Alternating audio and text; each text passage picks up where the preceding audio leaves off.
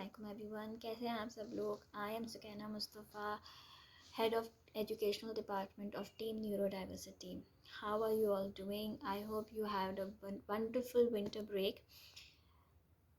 सर्दियाँ सबकी कैसी गुजर रही हैं? ये how are you feeling in this chilly weather? I hope you all are doing well and taking care of yourself, especially because this weather is like आप ठंडी है तो फिर सबको अपना ख्याल रखना ज़रूरी है। And with this covid situation you need to be more careful that you don't get sick. With that आज हम अपनी सीरीज़ का सेकंड एपिसोड लेकर आई हूँ मैं, जहाँ पे मैं आपको एक और लर्निंग डिसेबिलिटी के बारे में बताऊँगी। मैंने फर्स्ट एपिसोड में आपको बेसिकली डिसलेक्सिया के बारे में बताया था कि what mainly dyslexia is and how you can deal or how you can support a dyslexic child while being in the school. How can teachers support them? How can parents support them? What are the major effect a child faces while having a learning disability?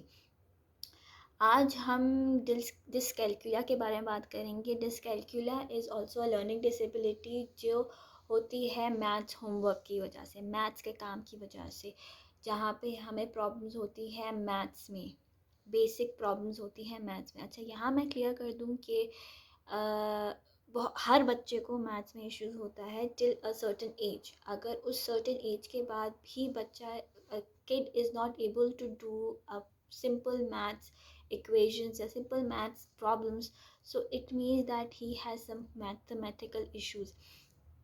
कुछ लोगों को कहना है कि mathematical learning disorder है, math disorder है। Well, the correct term is dyscalculia. It's a term which is used for mainly mathematical disorder, mathematical problems, a child facing mathematical problems. अच्छा, up to 70% of the elementary schools को ये maths के issues होते हैं, but after that ये issues कम होना शुरू हो जाते हैं। And it is very much common in child who has dyslexia.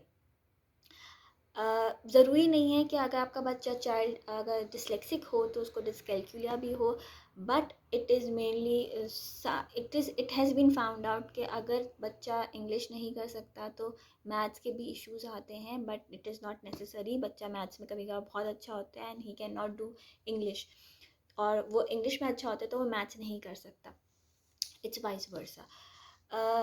ये जो प्रॉब्लम है, ये जो डिसऑर्डर है, ये लर्निंग डिसेबिलिटी है, इसका कोई एक साइंटिफिक प्रूवन नहीं आया है कि वो जीन्स में रन आउट करती है। It can run in genes, but हम इसमें कोई भी एक साइंटिस्ट ने अभी तक प्रूव नहीं किया कि ये जो लर्निंग डिसेबिलिटी है वो जीन्स में फॉरवर्ड होती है। अच्छा, डिसकैल्कुलिया बेसिकली होती क्या है? डिसकैल्कुलिया होती है जहाँ पे बच्चा ट्रैक खो देता है मैथ्स करने के लिए। बच्चे को शुरू में हम सीक्वेंसिंग सिखाते हैं 1 to 10 तक। सीक्वेंसिंग जब वो सीख जाता है तो हम बीच बीच में से उससे पूछते हैं, but if a child at a certain age, जब आप देखें क्लास 1 या 2 में बच्चा 100 तक लिख सकता है, लेकिन अगर उसको 1 to 10 तक सीक्वेंसिंग नहीं आ रही, 1 to 10 तक वो रिकग्नाइजेशन नहीं कर सकता, तो दैट्स अ अलार्मिंग साइन कि उसको कोई इशू है and he is unable to recognise the particular number. ये भी हो सकता है कि जब आप क्लास 1 में आते हैं, क्लास 2 में आते हैं, बेसिक एडिशन शुरू हो जाते हैं, बेसिक सब्ट्रैक्शन शुरू हो जाते हैं। टू नंबर्स सब्ट्रैक्शंस होते हैं, टू नंबर्स एडिशन होते हैं, या 1 नंबर्स एडिशन होते हैं। तो बच्चा मेंटल मैथ्स नहीं कर पाता। क्लास 2 या 3 में मेंटल मैथ्स की प्रैक्टिस कराना शुरू कर दिए हैं। बहुत सारे स्कूल्स कराते हैं, बहुत सारे स्कूल नहीं कराते। चले हम 5 में ले लेते हैं। 4-5 में बच्चा मेंटल मैथ्स कर सकता है without counting on the fingers. It's not that कि if you are counting on the fingers तो आपको डिसकैल्कुलिया है, नहीं। बट आजकल बच्चों को प्रैक्टिस सिखाई जाती है कि how to do mental maths, how to do maths with your mind, within your mind, how to calculate things. तो अगर बच्चा काउंटिंग भी कर रहा है, अगर हम उसको बोलेंगे ठीक है काउंटिंग करें, लेकिन काउंटिंग में वो ट्रैक नहीं कर पाया, जैसे अगर मैं उसको बोलूँ 6 - 3, तो उसको समझ नहीं आ रहा कि how to count 6 on your finger tip, 1 2 3, if or not on finger tips, तो वो फिंगर्स में भी नहीं कर सकता 1 2 3, फिर वो भूल जाएगा 3 कहाँ गया, 3 के बाद क्या आता है। बच्चे ट्रैक्स भूल जाते हैं काउंटिंग करते वक्त, उन्हें याद नहीं रहता कि कौन सा नंबर किसके बाद आता है।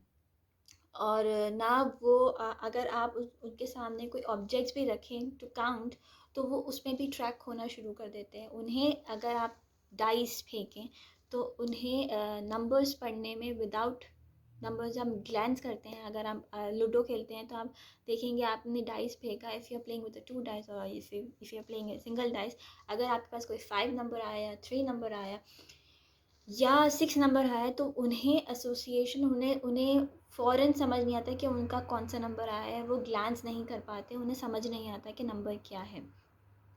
अच्छा, डिसकैल्कुला में भी मिरर इमेजिंग होते हैं। 9 को 6 बना देंगे, 6 को 9 बनाएंगे, 3 को उल्टा लिखेंगे, 4 को उल्टा लिखेंगे, 5 को उल्टा लिखेंगे, 2 को उल्टा लिखेंगे। सो दीज आर द 10 को उल्टा लिखेंगे, पहले 0 आएगा फिर 1 आ जाएगा। जैसे 1 0 हम 10 लिखते हैं तो वो 0 लिखेंगे फिर 1 लिखेंगे। 12 को 21 कर देंगे, 13 को 31 कर देंगे। उन्हें सीक्वेंसिंग में भी प्रॉब्लम्स होती हैं, उन्हें समझ नहीं आता कि पहला नंबर कौन सा आएगा। अगर हम उसको 12 लिखने को बोलें तो 1 2 12 होता है, लेकिन वो 2 1 21 कर देंगे और बोलेंगे ये 12 है। सो दिस इज़ समथिंग के उसको प्रॉब्लम्स होती हैं एट अ सर्टेन एज। आप एक्सपेक्ट करते हैं कि बच्चा 1 to 20 तक तो लिख सकता है, लेकिन 1 to 20 तक भी वो बच्चा नहीं लिख सकता, वो 1 to 5 तक भी नहीं लिख सकता। और आप देखेंगे तो 5 भी उल्टा बनाएगा, 3 भी उल्टा बनाएगा। आप जितनी भी प्रैक्टिस करवा लें, इश्यूज आएंगे उसको। These are the some science. उसको बेसिक एडिशन सब्ट्रैक्शन, जैसे मैंने कहा, कि समझ नहीं आएगी, उसको साइन समझ नहीं आएंगे कि एडिशन की साइन कौन सी है, माइनस की साइन कौन सी है।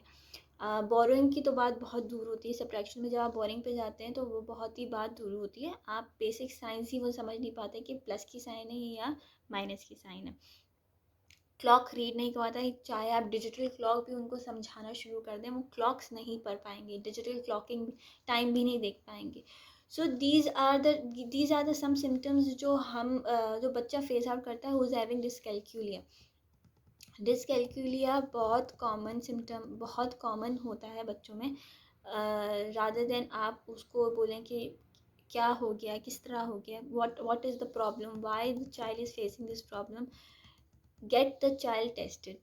जैसे लास्ट टाइम भी I've suggested, I've recommended कि you need to consult a psychologist for getting the child tested। अगर बच्चा टेस्ट करेगा तो उसका असेसमेंट होगा, तो बेसिकली उसके असेसमेंट्स के चार स्किल्स पे असेसमेंट होगा। कंप्यूटेशन स्किल्स, जहाँ पे आप उसको बेसिक एडिशन सब्ट्रैक्शंस के लिए कहा जाएगा, उसको ये कहा जाएगा कि उसकी एज के एडिशन सब्ट्रैक्शंस उसको आते हैं, एज रिलेटेड एडिशन सब्ट्रैक्शंस को आते हैं नहीं आते। मैथ्स फ्लुएंसी देखी जाएगी। अगर बच्चा टेबल्स उसको स्कूल्स में सिखाए गए हैं तो उसको टेबल्स आते हैं नहीं आते। उसको अगर 1 to 20 तक भी सिखाया गया तो 1 to 20 आते हैं। हम स्पेलिंग्स की बात नहीं कर रहे इस वक्त, हम नंबर्स की स्पेलिंग्स की बात नहीं कर रहे हैं, हम सिर्फ नंबर्स की बात कर रहे हैं कि उसको 1 to 20 आते हैं, बोलना आते हैं, रिकग्नाइजेशन आती है, लिखना अगर आता है तो कौन से नंबर्स लिखने आ रहे हैं, उसकी सीक्वेंसिंग देखनी है कि वो ऑर्डर किस तरह का ऑर्डर है।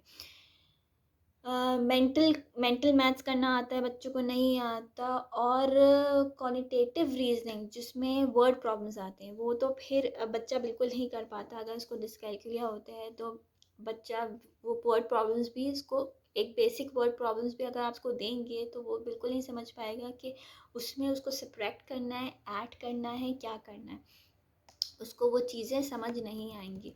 ट्रीटमेंट उसका बच्चों के साथ होता है कि ऐसे बच्चों को आप फिर रिमीडियल्स के लिए भेजते हैं, एजुकेशनल साइकोलॉजिस्ट रिमीडियल्स के लिए भेजती हैं। उसके ऊपर फिर डिसकैल्कुलिया पे ही काम होता है, उसकी मैथ्स के ऊपर ही काम होता है। उसके अलावा उसको ज़रूरत होती है कि उसकी मैथ स्किल्स हम हाई करें। तो मैथ स्किल्स के लिए हम उसको मैथ्स के लिए उसका एंग्जाइटी और पैनिक अटैक ख़त्म करने के लिए, क्योंकि मैथ्स के नाम पे I still get panic attacks, I still get anxious कि मुझे मैथ्स करना होगा, बट मुझे इतनी एंक्शसनेस नहीं होती बिकॉज मैं मैथ्स कर सकती हूँ. But a child who has been diagnosed with dyscalculia, वो मैथ्स नहीं कर पाएगा. वो आप जितनी भी फोर्स कर लें, जितनी भी उसको एक री दे दें, he will not be able to do maths because उसको वो पैनिक अटैक, उसको एंग्जाइटी होती है. एक एंग्जाइटी उसको मैथ्स की होती है और एक एंग्जाइटी ये होती है कि मुझे मिस डांटेगी अगर मैं काम ख़त्म नहीं करूँगा. ये मिस डांटेगी मुझे, मिस गुस्सा करेगी because sometimes child gets even scared because if a child is having this problem and a teacher is not able to understand it, तो बच्चा डर जाता है उस टीचर से, वो सब्जेक्ट उसके लिए बहुत ही ख़राब हो जाता है. तो वो बच्चा बिल्कुल नहीं कर पाएगा. तो फॉर इनिशियली स्कूल्स को रेकमेंड किया जाता है with the help of educational psychologist, with the help of the remedial teacher जो मैथ्स पे काम करेगी, और द टीचर कि उसको अलाउ किया जाए कि अगर उसके पास कोई ऑब्जेक्ट्स रखे हुए हो तो काउंटिंग के लिए उसको ऑब्जेक्ट्स के थ्रू किया जाए काउंटिंग्स. या if he is comfortable in counting on the fingers, so counting on the fingers. If he is comfortable making tally marks on the paper, let him do the tally marks. Whatever is comfortable it, let him do.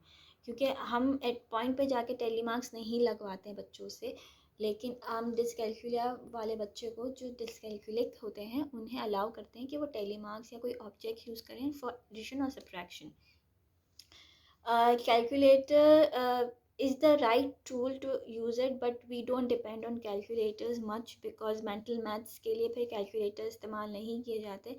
So initially हम उनको calculator देते हैं ताकि वो use to हो जाए maths से, उन्हें आसानी हो जाए मैथ्स के लिए, मैथ्स को उनकी एंक्शसनेस है वो कम हो जाए. फिर आहिस्ता आहिस्ता we kind of take the calculator out of the reach, and then we start doing mental maths. That's after a very very very long sessions, जब बच्चा पैनिक्स में नहीं आता, उसको एंक्शसनेस नहीं होती मैथ्स के नाम पे. मैथ्स सिखाने के बहुत सारे स्टेप्स हैं. आप राइमिंग मैथ्स ले सकते हैं, आप सॉन्ग्स ले सकते हैं मैथ्स के सिखाने के, नंबर सिखाने के लिए आप सॉन्ग ले सकते हैं. आप कंप्यूटेशन गेम्स आती हैं, बहुत सारी ऐप्स हैं कंप्यूटेशन गेम्स की जहाँ पे मैथ्स के प्रॉब्लम सिखाए जाते हैं. मैथ्स बेसिकली वन से 100 तक नंबर सिखाए जाते हैं, उनको आप देख सकते हैं. या आप कोई ऐसी गेम ले लें जहाँ पे आप जिसमें एडिशन सब्ट्रैक्शन या जिसमें मनी माइंड पैसे का काम हो, जिसमें नंबर्स का काम हो, बेसिकली वो ले सकते हैं. जैसे मोनोपली है, अगर बड़ा बच्चा है and he can understand monopoly तो आप उसके साथ मोनोपली खेल सकते हैं. ओनो है, ओनो बहुत सारे बच्चों को पसंद आता है. उसमें नंबर्स हैं, नंबर्स की उसको रेकग्नाइजेशन भी हो जाएगी, डिफ्रेंसिएशंस भी हो जाएगा. नंबर्स उसको बहुत अच्छी तरीके से ओनो से याद आएंगे.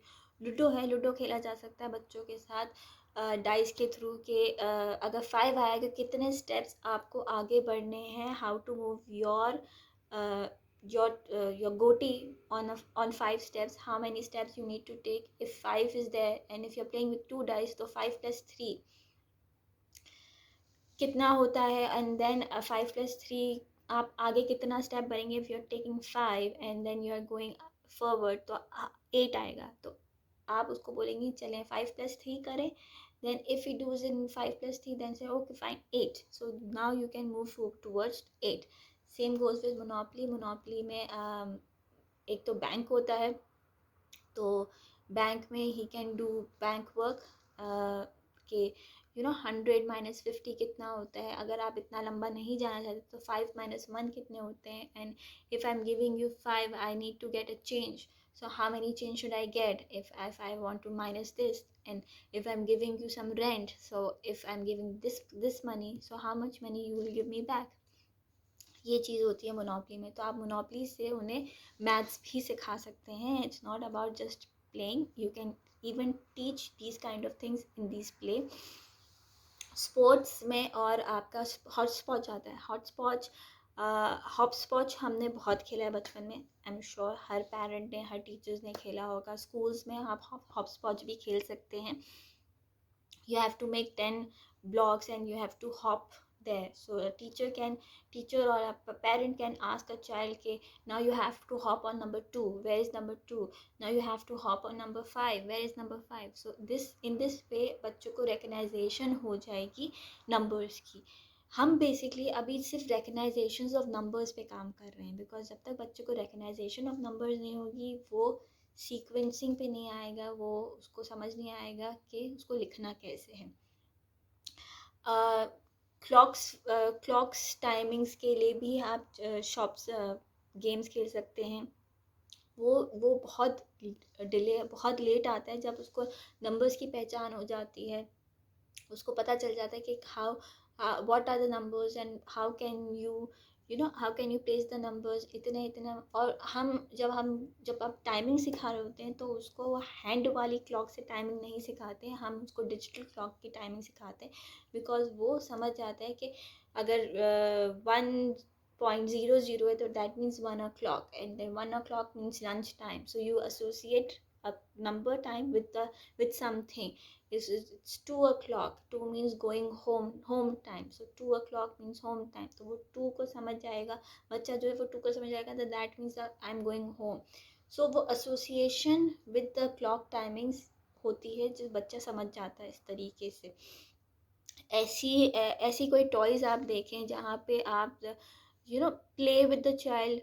Toys where the child is a shopkeeper and you are a customer and you're going and playing with the child that I'm buying this, how much is this, and if I'm same like if I'm going to give you this, so how much I'm going to get in return, and if the discount is there, so how much discount will be there. So these kind of things will help a child to understand maths easily, help a child to understand doing mental maths easily. ऐसा नहीं है कि बच्चा नहीं कर पाएगा, लेकिन with efforts, with support, a child can do a lot of things. इसमें वही आता है कि पेरेंट्स को करना है, टीचर्स को करना है. किस तरीके से पेरेंट्स और टीचर्स कर सकते हैं काम. Schools, parents, teachers learning disability के साथ एक साथ ही काम करते हैं, क्योंकि अगर एक काम कर रहा है और दूसरा काम नहीं कर रहा है कहीं पे भी, तो फिर वो आफ्टर इफ़ेक्ट नहीं आएगा. अगर स्कूल वाले काम कर रहे हैं और घर पे काम नहीं हो रहा है, सो this cannot help the child. A child will definitely forget what he's been taught in school. If both at the parties are collaborating with each other, अगर टीचर काम करिए तो पेरेंट की भी जिम्मेदारी है कि वही काम घर पे कर पाए with same strategy, with same thing, with same pace, ताकि बच्चे को जल्दी चीज़ें याद हों. बच्चा a child is able to accomplish that task. ऐसा नहीं है कि वो गोल accomplish नहीं कर सकता, but both the effort is necessary. हर एक चीज़ के साथ ज़रूरी है. Well, यहाँ पे I would share a case. A child who is 6 years old, he's good in English. He has no problems in English. The problem he had faced initially was in maths. बच्चा maths नहीं कर पाता था, maths की उसको difficulties होती थी, उसको काउंटिंग में मसला आता था. वो 1 to 20 तक लिख सकता था, उसको मसला नहीं था, वो सीक्वेंसिंग कर लेगा 1 to 20 तक, उसको समझ आ जाएगा कि कहाँ क्या है. बट अगर हम उसको बीच में से कुछ पूछते थे तो उसको समझ नहीं आता था कि अच्छा, अगर मैंने उसको मिसिंग वर्ड्स दे दिए, missing letters they, missing numbers they दिए, तो उसको समझ नहीं आएगा कि 1 के बाद 2, या अगर मैंने जंबल नंबर्स दे दिए तो 1, 3, 4, आप उसको मिसिंग नंबर्स या मिसिंग लेटर्स में जंबल लेटर्स दे दें तो उसको सीक्वेंस में समझ नहीं आती थी. अच्छा, 3, ये 3 है तो 3 कहाँ आएगा, 2 है तो वो उसने रट्टाफिकेशन मांगी थी 1, 2, 3, 4, 5, 6, 7, 8, 9, 10. लेकिन अगर मैं उसको बीच में से कोई नंबर बोलूँ कि 5 लिखो तो वो नहीं लिख पाता.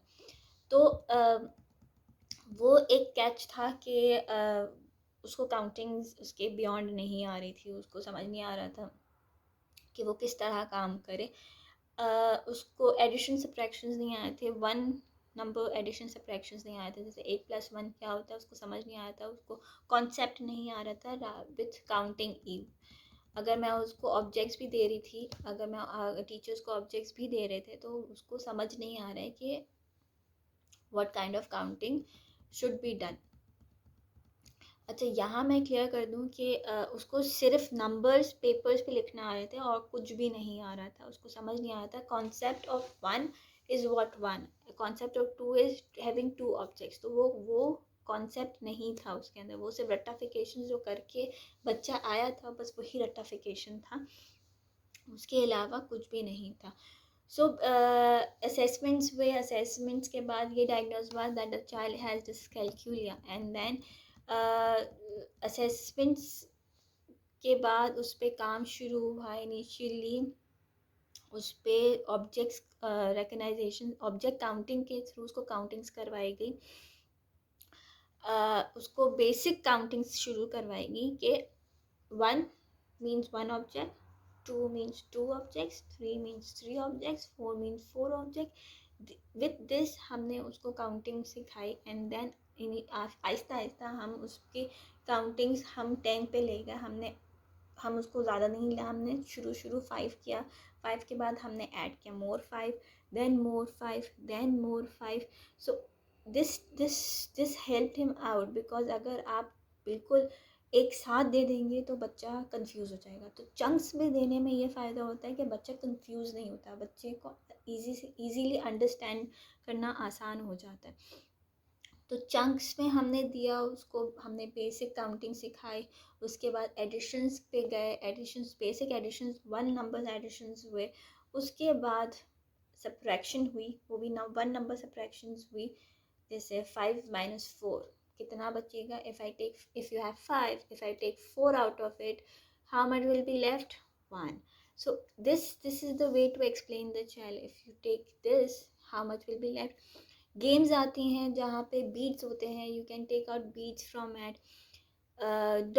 डोमिनोज एक डोमिनोज एक गेम है, उसमें भी नंबर्स होते हैं, तो वो भी हेल्प आउट करते हैं बच्चों को काउंटिंग्स में. कभी कभी बच्चे उससे भी सीख जाते हैं. सो इस तरह से उस पर काम हुआ, उसको बेसिक एडिशन सिखाए गए. देन फर्दर टीचर्स ने काम किया, उसको 2 नंबर्स एडिशन सिखाए गए, 2 नंबर सब्ट्रैक्शन सिखाए गए. काउंटिंग वो कर सकता, वो जैसे मैंने कहा कि काउंटिंग उसको आगे बढ़ाया गया, हमने काउंटिंग जो सिखाई, हमने उसको 10 सिखाया, 10 तक सिखाया, 5, 10, 15, 20, 25, 30, 35, 40, 45, 50, 50 तक रुकने के बाद साथ साथ हम एडिशन सब्ट्रैक्शंस भी कर रहे थे, लेकिन हमने 50 तक उसको रोक लिया. हमने उसको रिवीजन करवाया पूरा 50. हमने देखा कि उसको 50 तक पूरी सीक्वेंसिंग आ रही है, लिखना सही आ रहा है, करना सही आ रहा है. ऐसा नहीं है कि कोई नंबर उल्टा लिख रहा है, कोई नंबर मिस आउट कर रहा है, बिल्कुल ऐसा नहीं हो रहा है. 5 को सही लिख रहा है, 7 को सही लिख रहा है, 8 को सही लिख रहा है. 7 का मुँह यू नहीं है, यू है. 9 का मुँह यू होना चाहिए, पी नहीं बना रहा है वो, 2 यू लिखना चाहिए, यू नहीं होना चाहिए. So you know everything. And with this, जैसे लास्ट टाइम भी डिस्लेक्सिक चाइल्ड के साथ आप करते हैं नंबर्स लिखो, वैसे ही अल्फ़ाबेट्स लिखवाना, वैसे ही आप डिस्कैल्कुलिया यानी मैथ्स के नंबर्स भी वैसे ही सिखा सकते हैं. Take a sandbox, numbers के पैटर्न्स के लिए आप उसको फिंगर टिप्स लें और उसको सिखाएं. इस तरह 1 लिखा जाता है, इस तरह 1 लिखा जाता है, इस तरह 2 लिखा जाता है. वही सैंड लेटर्स आते हैं नंबर्स के भी, 1 to 0 to 9 तक, उसके आगे भी आते हैं. तो वो जब ट्रेस करेगा तो फिंगर टिप्स की इसकी जो सेंसेशंस है ऑफ टच, उससे वो ज़्यादा जल्दी सीखेगा. ऐसा नहीं कि वो नहीं सीखेगा, उससे ज़्यादा जल्दी सीखेगा. Rather than working with pencil and a paper, वो sensations of the tip of sensation से ज़्यादा जल्दी सीखेगा कि किस तरीके से नंबर्स की राइटिंग होती है, किस तरह से उसका ऑर्डर होता है लिखने का. इस तरह उस पर काम हुआ. आहिस्ता आहिस्ता उसने मल्टीप्लिकेशंस पे भी आ गया था वो, लेकिन इनिशियली एडिशन सब्ट्रैक्शन वो 2 नंबर्स एडिशन सब्ट्रैक्शन करने पे आ गया था वो. एंड देन मल्टीप्लिकेशंस पे टीचर्स उस वक्त पहुंच गए थे, मल्टीप्लिकेशंस पे करना शुरू कर दिया. बट हमने कोई ज़्यादा हाई फाई नंबर्स नहीं लिए थे. हमने initially multiplication of table 10th से शुरू किया था, बिकॉज 10 का टेबल बहुत ईजी है. 10 1 10, 10 2 20, 10 3 30, 10 4 40. तो इनिशियली जो टेबल होता है वो इजी टेबल लेना चाहिए, ताकि आपको पता हो कि कौन सा उसको सिखाया है। 5 का टेबल बहुत इजी है और 10 का टेबल बहुत इजी है। तो ये जो टेबल है उसको पहले हमने उसको उसका उसका बैकग्राउंड नॉलेज दिया कि किस तरीके से हम मल्टीप्लिकेशन सिखा सकते हैं उसको। तो हमने उसको फिर इस तरह मल्टीप्लिकेशन भी सिखाया, लेकिन इनिशियली हमने एडिशन और सब्ट्रैक्शन पे काम किया था। तो उस तरह जब एडिशन सब्ट्रैक्शन पे पक्का हो गया वो, फिर हम उस पर मल्टीप्लिकेशन पे गए। I hope this could help the teachers out कि how can you help the child who is having maths problem in the classroom। Teachers के पास बहुत सारे ऑब्जेक्ट्स होते हैं, बीट्स वाले ऑब्जेक्ट्स होते हैं जहाँ पे बच्चा बीट्स के थ्रू सीख सकता है। आप उसको लेसिंग के थ्रू सिखा सकते हैं। ऐसा नहीं है कि आप उसको लेसिंग करवाएं कि I am giving you 4 and then you have to add 5, तो how much it will become. तो आप उसको सिखाएं कि आप पहले यहाँ से 4 बीट्स उठाएं and then you have to pick 5 beads, now start counting. तो वो जब काउंट करना शुरू करेगा उसको अंदाज़ा होगा, okay fine these are 4 and then 5, so how much it will make. So this can help the child out in the school. Beads हैं, बीट्स सिखा सकते हैं, और गेम्स आती हैं, objects, there are games like counting the objects and placing the numbers on the objects. तो वो भी हेल्प करता है कि जैसे 1 कार है तो you have to put 1 number on, 2 birds हैं तो you have to put two birds on it। तो this also helped the numbers, counting में numbers and recognition of the numbers कि कितने associations हैं। 2 means 2 birds, 1 means 1 car, 3 means 3 mountains। तो ये सब associations में help out करती हैं। I hope this series can help you out. This episode can help a child out who's facing maths problem, and I hope teachers or parents को कुछ इससे फ़ायदा मिलेगा कि how they can help that child who's having a maths problem. So till then, Khuda Hafiz. We'll see you in the next episode. Take care.